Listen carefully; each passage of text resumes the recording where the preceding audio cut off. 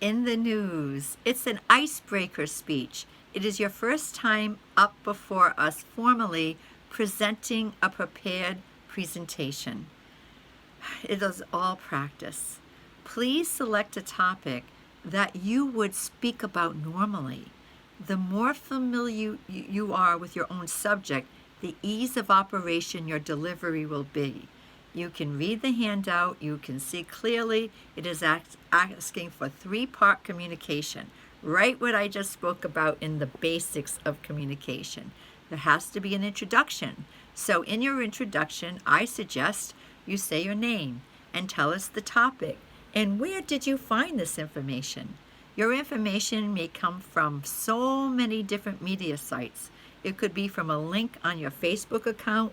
It could be from a podcast, a newspaper, a magazine, something you heard on television or on a radio show.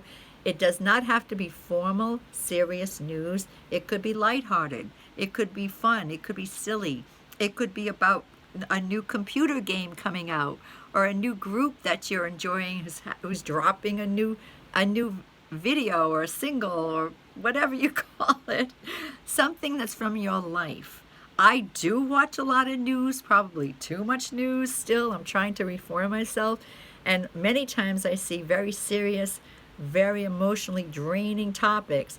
Don't go there if you don't want to. You don't have to. So it's just a platform for you to begin your oral communication skills. Intro, body, conclusion.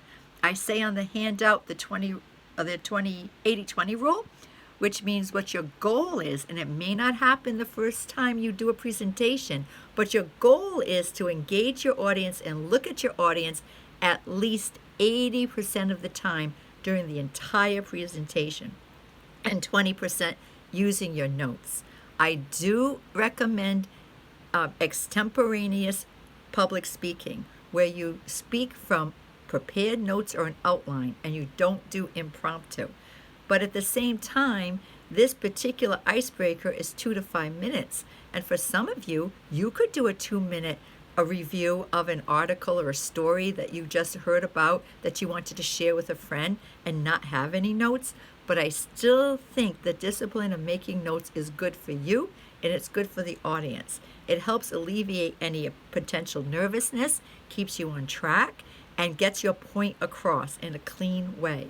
And that's what we're trying to develop here in this class the whole semester. Best practices that you can carry on into your other classes. You're here in your freshman, sophomore year at Bristol Community College, when you go on to your 4-year school. When you go on to your 4-year school, I know there are going to be oral presentations you have to do. So always remember 3 parts: intro, body, conclusion. Make sure you speak from the heart, something genuine for you. And you do not have to have all the details when you paraphrase. In the body on the handout, it says paraphrase the story. That means put it in your own words, like you were having a heightened conversation. You do not have to get every detail perfectly, just the highlights, what you would actually tell somebody, and then time it out. I have a rule of thumb for me that I say I practice my presentations out loud at least 4 times before I actually present. So you'll do it 4 times to say, okay, I've got this. I know what I want to say. Try to smile if it's appropriate to smile during your presentation. If it's a somber topic, you might not be smiling. Make it appropriate. But also just realize it's practice. And I have that phrase, I know I repeat it over and over again. Sometimes getting it done is more important than being perfect. If you're working for perfection, do not. Work for genuineness, and I will recognize it, and so will your classmates.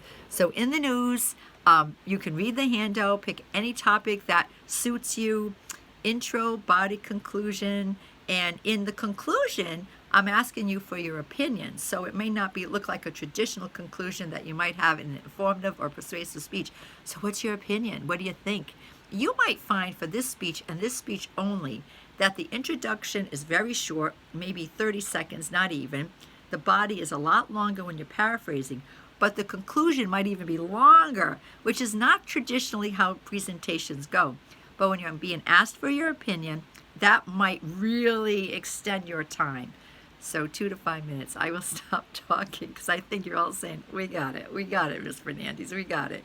And I'm looking forward to see what you contribute and just get it done.